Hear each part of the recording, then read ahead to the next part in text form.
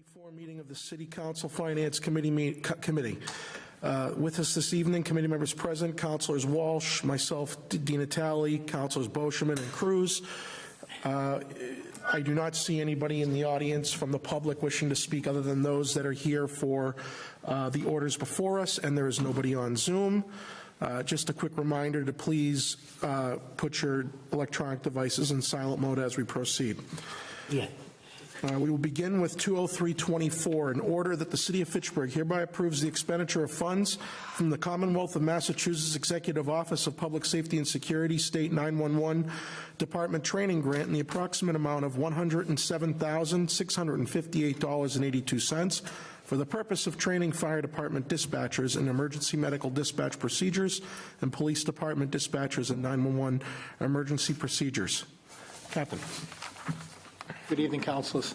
I'm here in front of you today for Order 20324. It's our E911 training grant from the Executive Office of Public Safety. The grant is for, like you said, a little over $107,000, and we have until June 30th of next year to spend the funds. The funds are typically used for enhancing the training for our 911 dispatchers, professional development, and continuing education to provide training resources for our staff. And we rely on this annually to train our people for our 911 services, to enhance their skills, and to provide quality communication resources to our citizens. And I can answer any questions that you might have in regards to the grant here. Council Boschman. Question. Do the police department also have to qualify for this? Because I know during the course of last year and the year before that and the year before that, we had problems in dispatch where we couldn't get people to work, and we tried to get overtime, and we had to send policemen in the dispatch room. Yes, that is correct. The officers are able to use these funds for training. In order to do 911 services within the community, our dispatchers, our firefighters that work the 911 system, they're required to do continuing education each year. So anybody that works in that room, whether it's on the police side or the fire side, they're required to go to continuing education training. The state mandates that, and anybody that services those phones would go for that training. So whether they're a civilian dispatcher or they're a police officer assigned to that room on that particular day, they are required to attend 16 hours of a continuing education, and they can utilize these funds for that.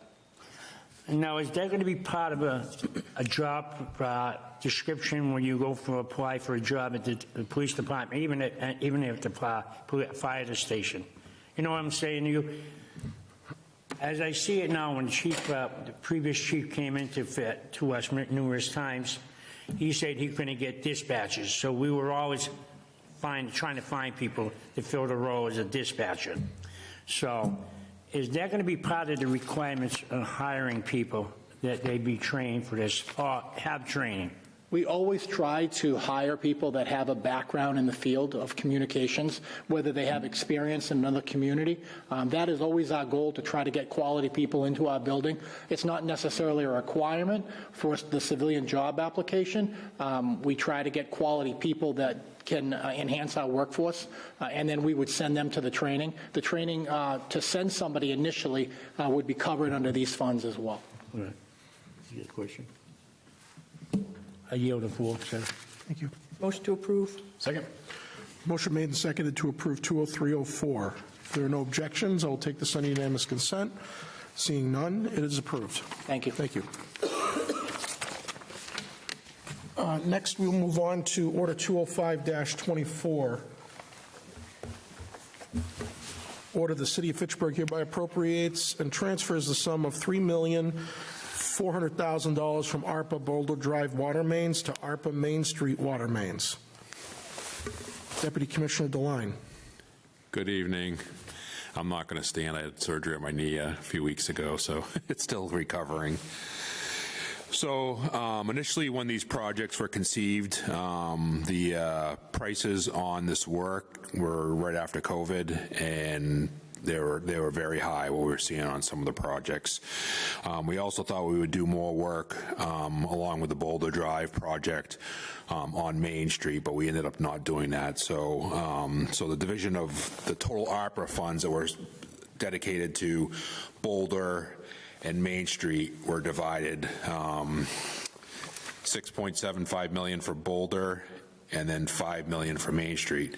But we didn't believe we were going to be able to do all of Main Street. We thought we'd only get half of it done, get Boulder done, and then half based on those, what we were seeing for some crazy prices in engineering firms were, right after COVID.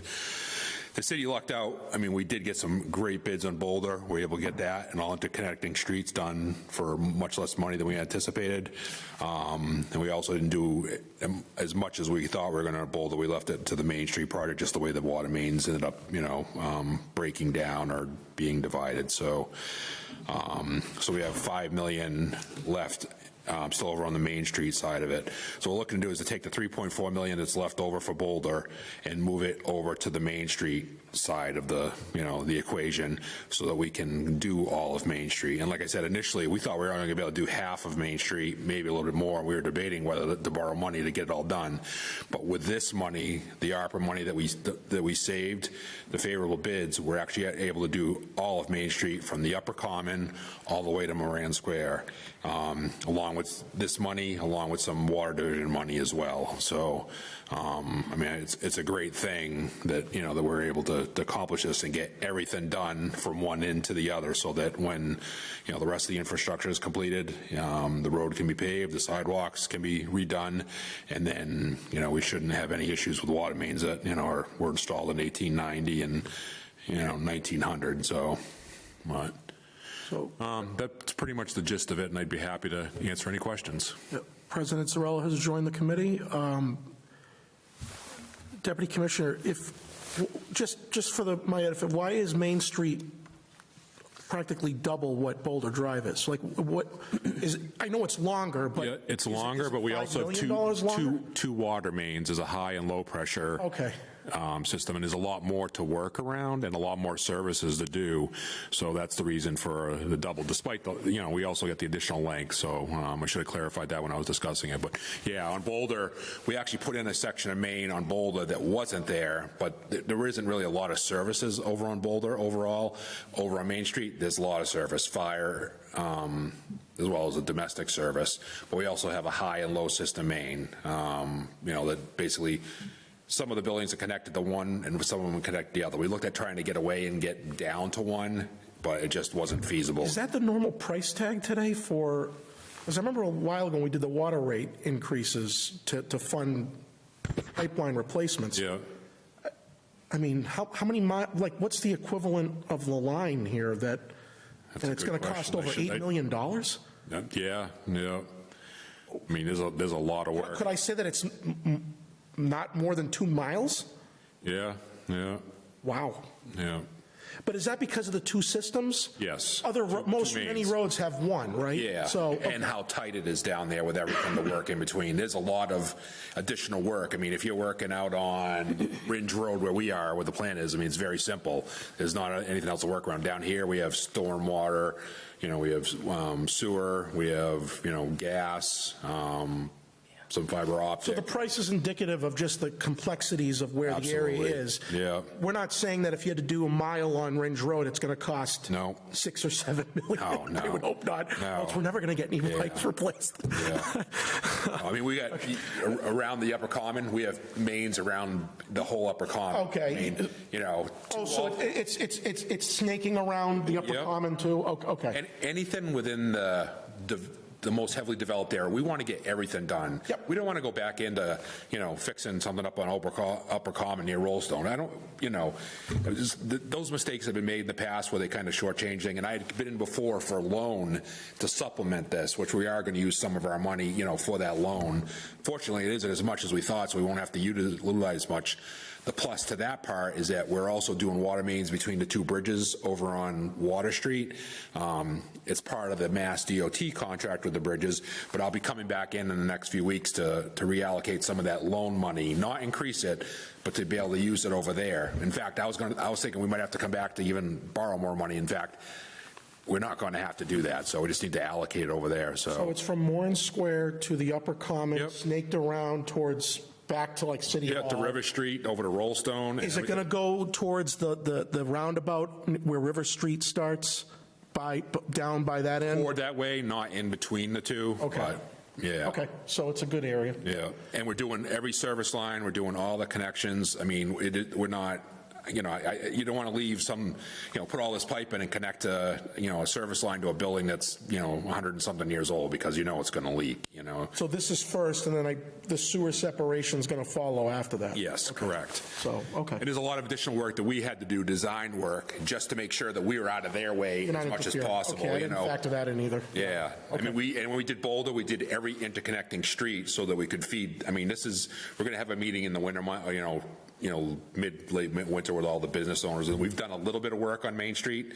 It'll be done this week, but it was all valve installations to get control on everything. But all the project's going to be done next year. Okay. But yeah, it's a complex project. It's probably, I mean, as far as water work, besides building the treatment plants, it's probably the most complex, you know, water projects, because we got to maintain fire protection to all these buildings. So we're going to have, you know, not just the little small pipes on the sidewalks. We're going to have the big ones, the temporary water, the supply. Because if one of those buildings catches fire, you know, there's a fire in it and the sprinkler system doesn't work, we're in trouble. So we got to make sure that that all still works while we're digging everything out in the street, you know, and reinstalling it. So we're going to have, you know, there's a lot of money just in temporary, where on Ringe Road, you might be able to lay the main next to that one and then tie everybody over and not even have to do temporary pipe. Down here, we got to do temporary pipe for high and low system, because some of the sprinkler systems are on the high system, some of the domestics are on the low system because the pressure's too much, but it's better for the fire protection. It's just, it's super complex. I mean, we spent so much time. I never spent so much time engineering a water main project ever. So my final question is, because these have to be encumbered by December 31st or earmarked, based on the letter I got, is this 8 million plus, is this what we think it's going to cost? Do we have estimations, or is this on the high end to cover anything? My concern is, if we don't use it all, do we lose it? I think we're going The to. contract for Main Street, I mean, we already signed the contract. Okay. It's $8.4 million. Oh, so you have the price So for it. it actually works out with the transfer. Yep. It works out exactly. But we have, I mean, because of the complexity of it and how much work that is involved, we have about $1.3 million in engineering oversight too that's going to come out of the water division's account, you know, Yes. line item that we borrowed, you know, a few months ago, or will borrow. So. All right, so that money's already in. So as far as the ARPA, we're going to use every penny on this so that none of it's lost. That's good. You know? Okay.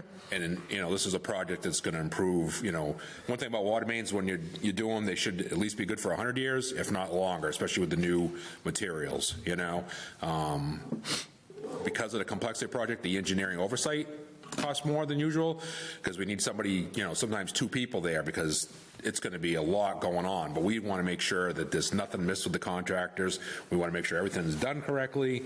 You know, they're going to get measurements to everything as it's going on and stuff. And we have other projects going on in the water department, pump station rehabs, gatehouse rehabs, and, you know, bypass pumping at reservoirs to supply plants. This is all going on next year. So the engineering, we need to make sure that we have proper oversight, because even when you have a good contractor, if they sometimes, you know, they might make a mistake or something like that, and maybe, you know, not address it like they should. And we just don't want that to happen. You know, we want to do Main Street correctly.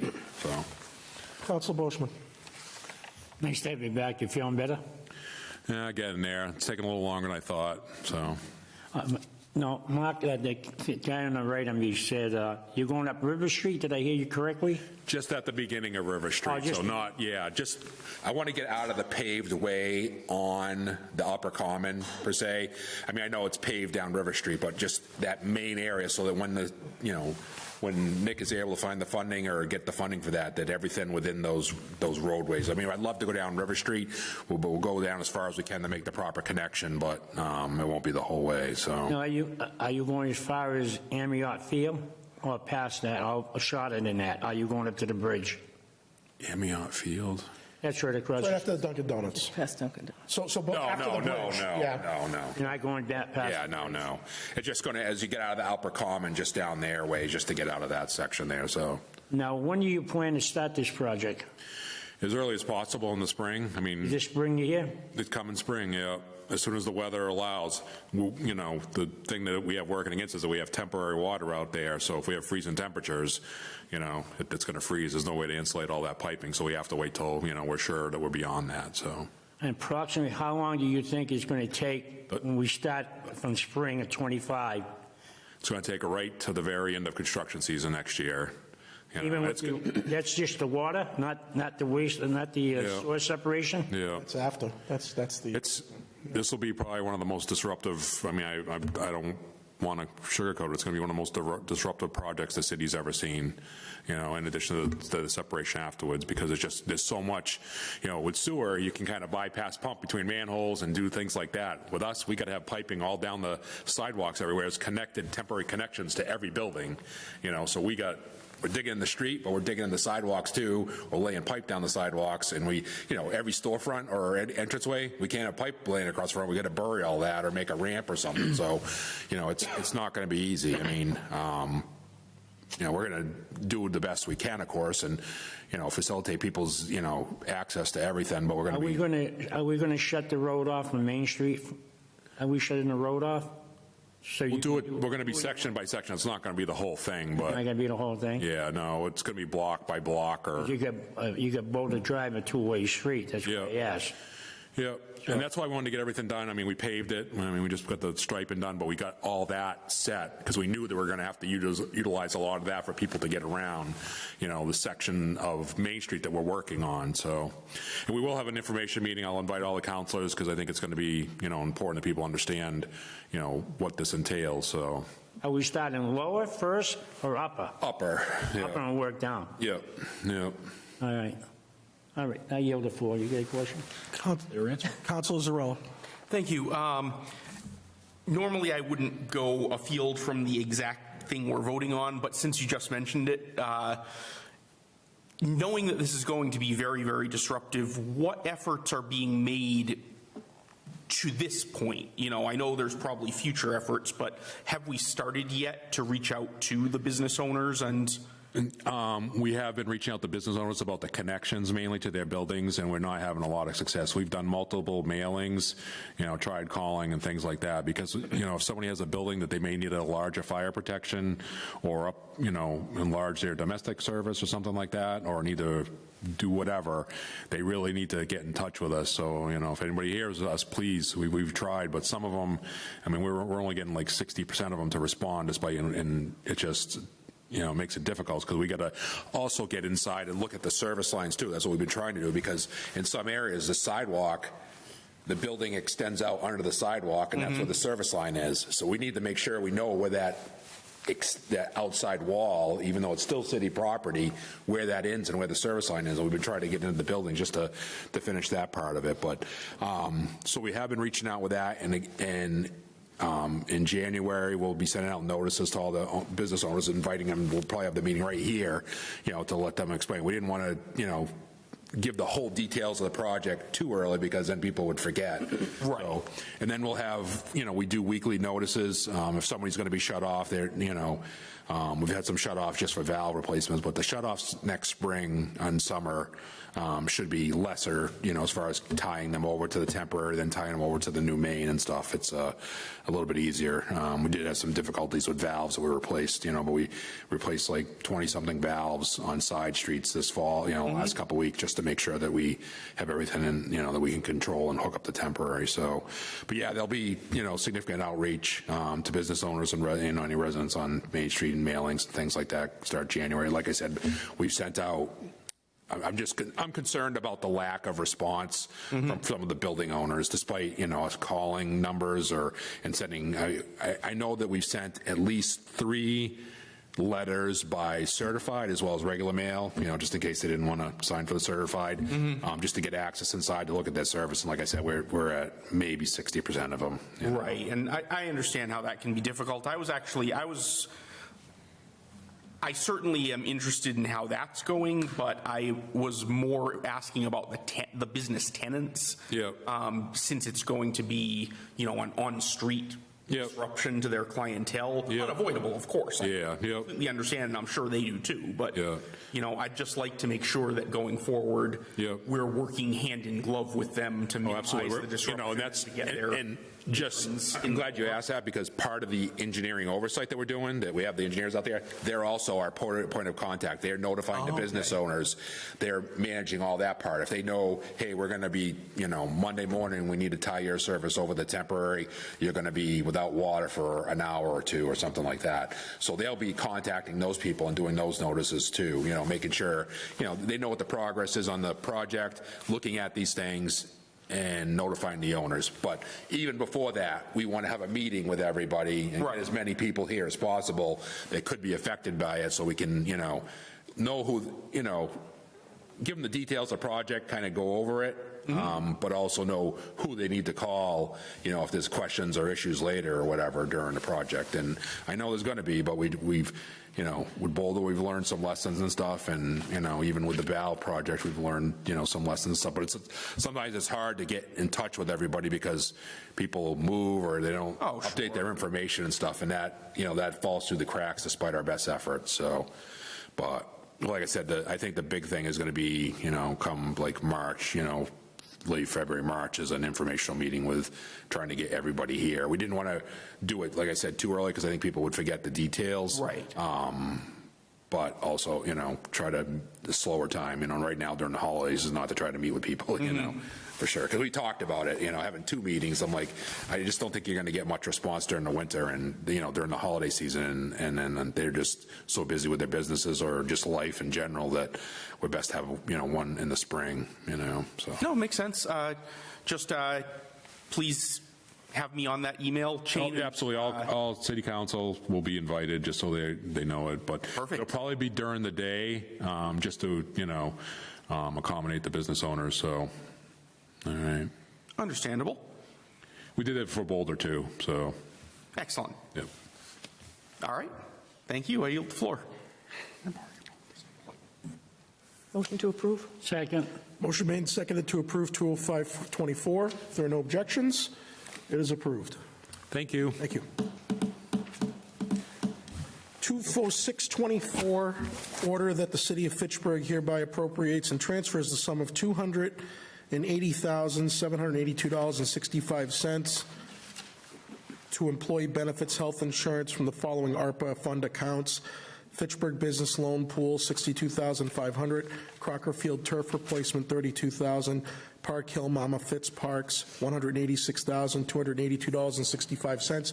Could I get a motion to amend the 20624 order? So be. Second. Motion made and seconded to amend the order to reflect what I have just read. If there are no objections to the amendment, it is before us as amended. A letter dated on December 10th, 2024 from the mayor's office states that requesting that the council amend this order, which we did, but further states that the U.S. Treasury rules state that all ARPA funds must be obligated by December 31st, 2024. This amendment is necessary because the final cost and obligations for the Park Hill Mama Fitz have yet to be determined, and a general fund appropriation will be requested from City Council at a later date to restore the funds to those projects. This transfer will ensure that the city will not have to return ARPA funds to the Treasury. So I have an order before us to move those 3 accounts over to health insurance benefits. My question for the auditor is, considering the massive increase in health insurance that we budgeted for this fiscal year, are we having issues meeting that now? Is that why we're transferring this? It's still, well, I think that's just it's a safe place to obligate the money. So Okay. that will be spent tomorrow, or in this, this coming payroll, when we deduct people's health insurance and the city has to match it, we'll use that up right away. So that it's a guaranteed obligation.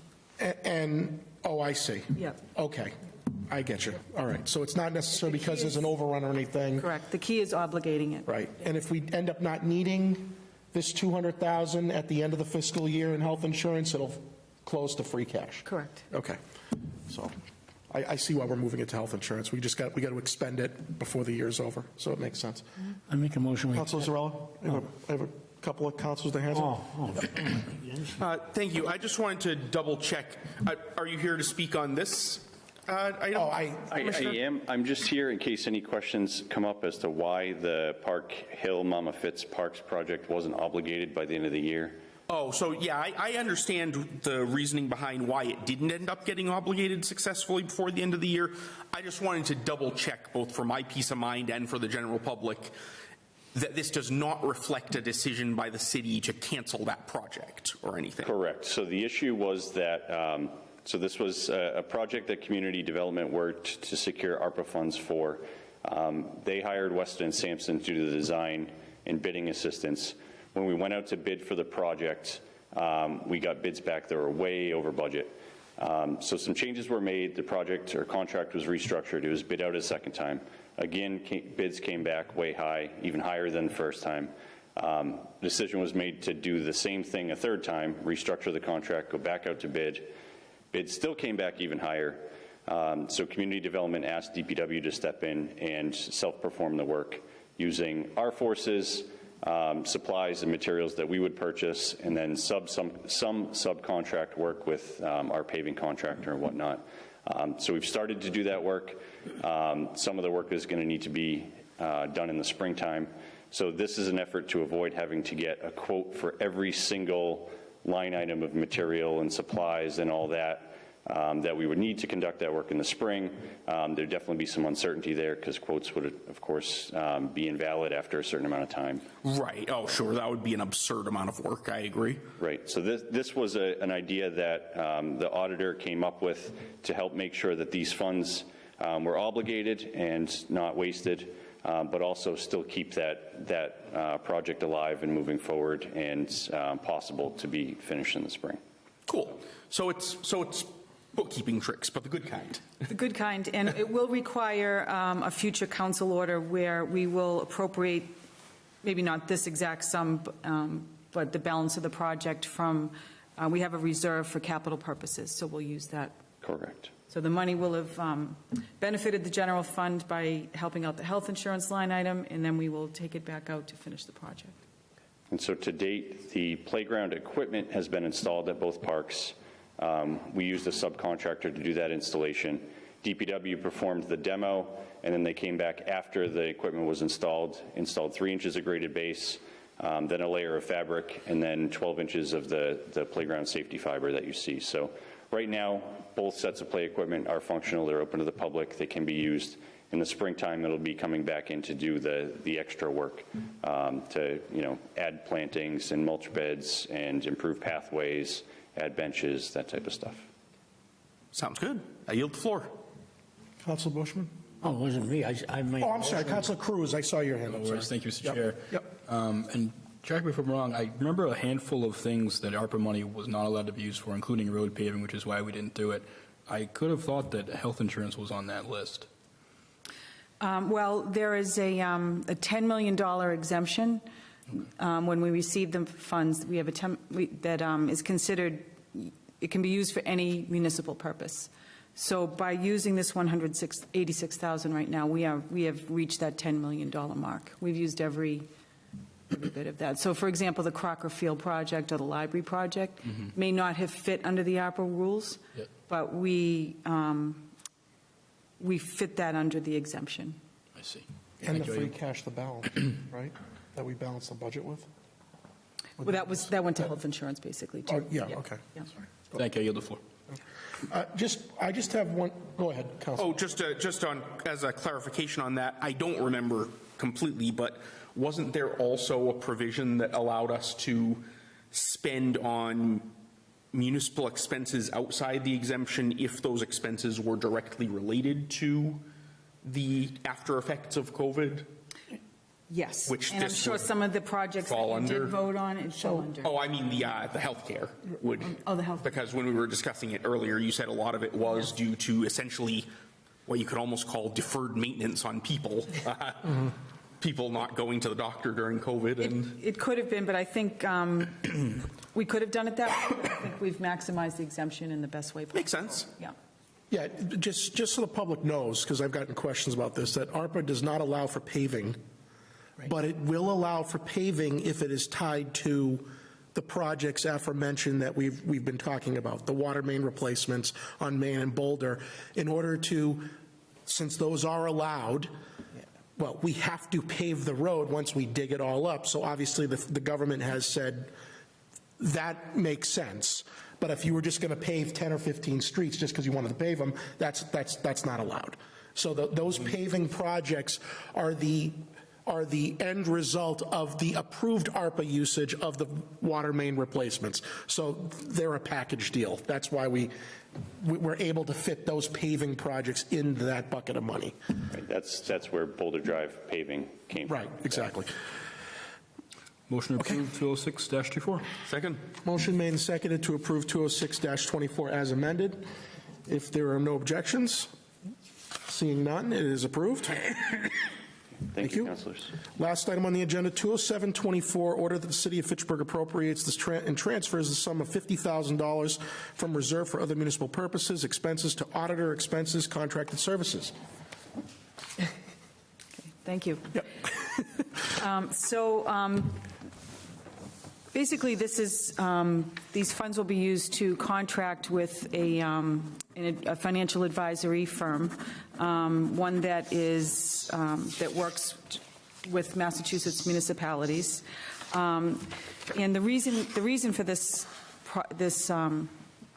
report is that historically, the city looks ahead like 1 year at a time when it's coming up with its budget, and there's reasons for that. Number one is the income restraints on the general fund. We don't have a whole lot of options. You know, we get the municipal services done.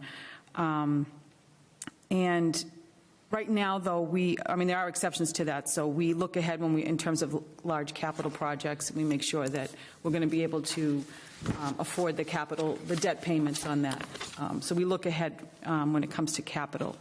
But right now, we're experiencing like a structural deficit that's going to present challenges not only for fiscal 26, but perhaps several years beyond that.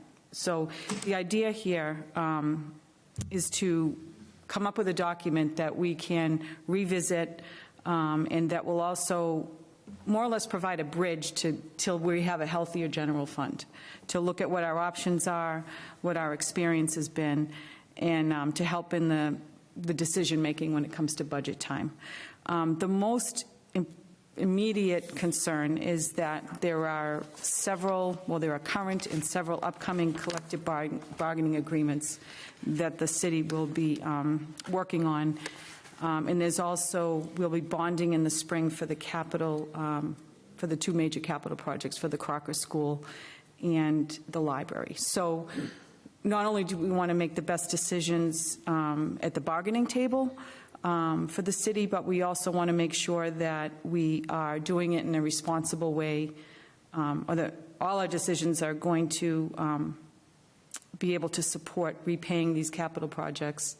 And we can also demonstrate to the bond council and be able to get the best bonding rates by showing that we're looking ahead. We have a sort of a living document that we can revisit as the next couple of years go on. So this study will inform and support us to make the best decisions, and it'll be something that won't be static. We can revisit it over the years and tweak it.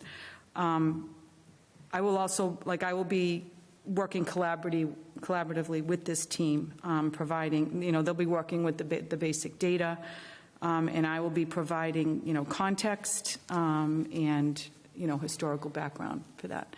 So it's something that I could probably do in a very sketchy way, but they'll be able to be more thorough. I wouldn't have the time to dedicate that it really deserves. I think the city deserves to have a well-thought-out plan that it can use to base its decisions on. So that's the purpose of this. Who would be the firm that would likely do something like this? So there is a firm that I've had some, experience with, at seminars or whatnot, but they're Clifton Larson Allen. They do specialize in municipal. They are involved with, several Massachusetts municipalities. The principals who would be working on this are local. I've met them several times in the past, and I think they have a good reputation. So this 50,000, is that to cover their services to give us that blueprint over the next 5 years? Is there the possibility that in order to maintain that rolling 5-year plan, we would have to have them come back every year or every couple? I mean, how do you maintain that once it's established? Well, I think it'll be a collaborative effort. I think, I'm not really sure what it's going to look like, what that will look like, but it'll be something that I will have, I could probably work with, but the idea here is that they will be probably available to us to present, to give us options, just to reflect back, what ideas we have for the next 3 years. So this would be maybe a 3-year project. Would their analysis and their input involve new revenue generators that we are not employing currently? Correct. All those Okay. options. Yep. All those options. And what is the aside from the collective bargaining agreements that are going to be hitting us in the summer, is this also largely predicated on the continued health insurance problems that we're having? Yeah, the health insurance is what, just threw us right in. Right. Right into. And we don't see any let up on that? There's no let up in sight right now. Yeah, there have been some strides made, but I think, if you read the paper, every municipality is experiencing this sort of, these challenges. And, in the city of Fitchburg, we don't have the option, we really have never utilized the option and probably don't want to, an override. So we need to look at other ways to manage the situation. That's always an option, but. For not to get into the weeds on this, because I'm sure there'll be more discussions on this, but, I think an override of some fashion would make more sense for a specific purpose, like paving, but not to run the general operations of the city. So, but that is an option. I'm just saying, I don't know if I wouldn't be sure to say that there's not an appetite for that amongst the voting public. I would argue that they would be more amenable to an override if it went to a specific purpose that they can tangibly see instead of going into the general fund ether.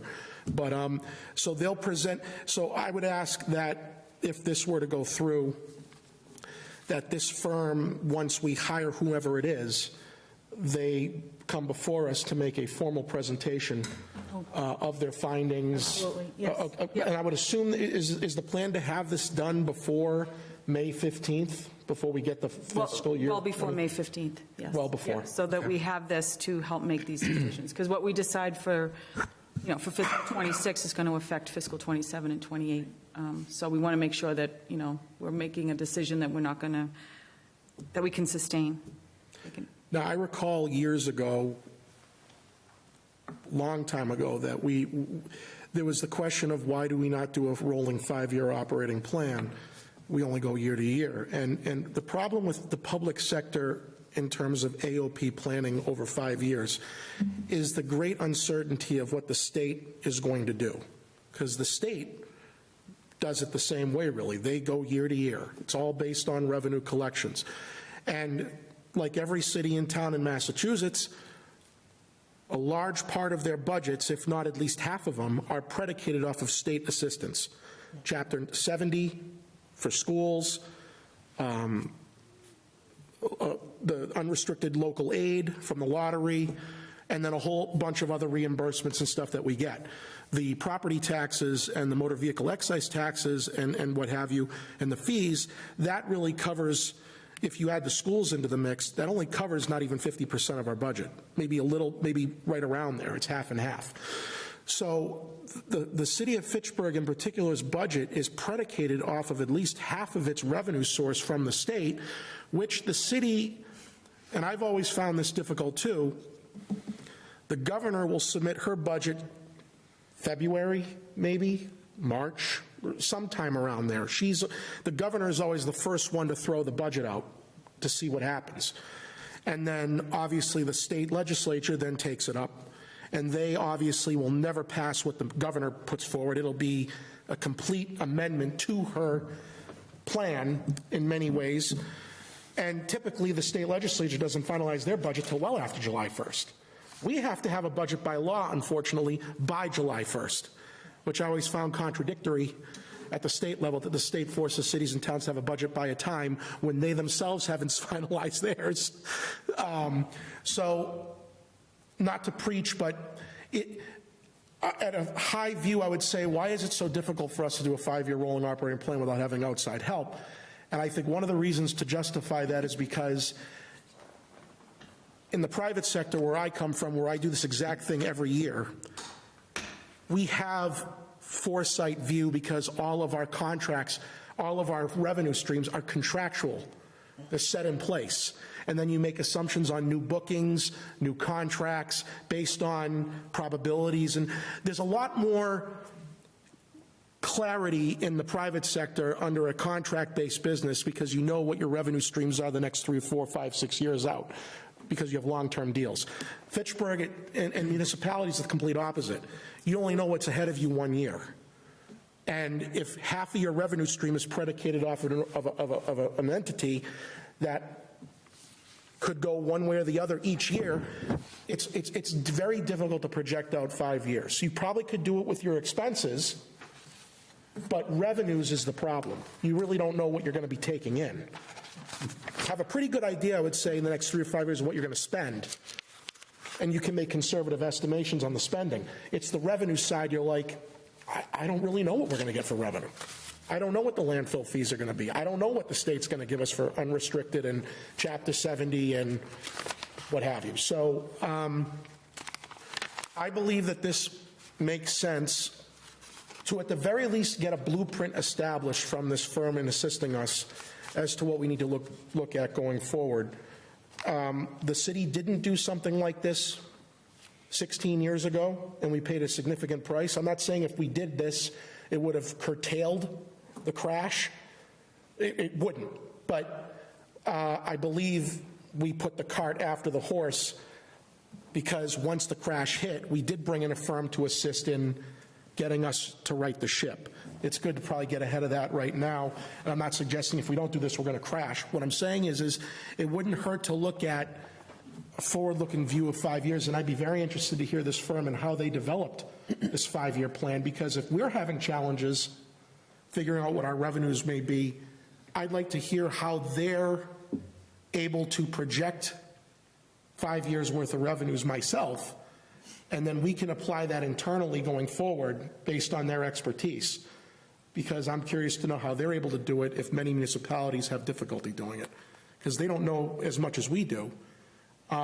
Maybe there are best practices they have. I mean, is that a fair statement? I mean, I'm just curious to know how they would. I think the strength there is that they'll have a solid model that will be, that we can, that's like a living document. We can work with it. I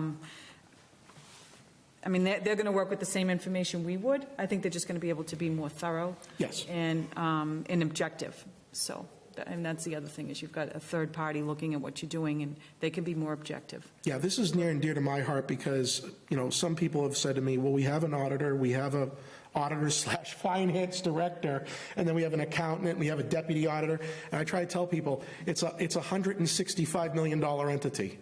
There is no business on earth that has 3 finance people for a $165 million entity. My entity is a lot bigger, but we have about 800 or 900 finance professionals. So in the auditor's defense, because the auditor and the finance director, they're not just looking at a budget every day. There's a lot of other things they're doing. So I actually think the extra help would be warranted, and then based on their assistance, we can then move forward based on what they provide. So I'm very interested to see what they have to say. Well, I appreciate your support there. I feel like I'm not defending myself, but a good offense is the best defense. Right? No, I think this is something that whether I'm in the seat or whoever's in the seat, it's a great model, and it's something that the city will own. When we do our forward operating plans on a 5-year basis where I work, it's at least a 3-month process, at least. And it's all hands on deck. You guys do not have the bandwidth to take 3 months out of your schedule to focus solely on a 5-year operating plan. It's impossible. And maybe I'm sensitive to that myself because I know exactly what you guys do every day. appreciate it. And it's way beyond financial analysis. So, Counselor Boschman? Jack, I just want to correct you on two things. Number one, it's not an offense, it's a good defense, makes a good offense. Okay. So that's number one. Well, the best defense is a good offense, right? The only question I get, you mentioned two major projects going on in the city right now, Crocker Elementary School and the wonderful library. We don't anticipate any overspending, do we? We do not. No. No, because usually, I remember a couple of times, some projects came in 10% higher, and we had to come up with some money. No, I don't think so. I brought those out just to, like, if you remember, Calvin several years ago was looking forward, and he had his different color papers, the green sheet Yeah. and the yellow sheet. Yeah. And that's what he was doing. He was looking ahead, how are we going to be able to fit this into the budget? And so we do that when it comes to capital. And those, those amounts are hitting the budget in fiscal '26. So Okay, as long as they hit the budget, especially the library, because they're not going to... we've been anticipating them, but it's still going to be tough on the budget, given the other pressures. Yep. All right. All right. You got any questions? Anthony? Motion to approve? Second. Motion made and seconded to approve. If there are no objections, it is approved. Motion to adjourn? I'll second that. Motion made and seconded to adjourn. If there are no objections, we are adjourned. Thank you very much.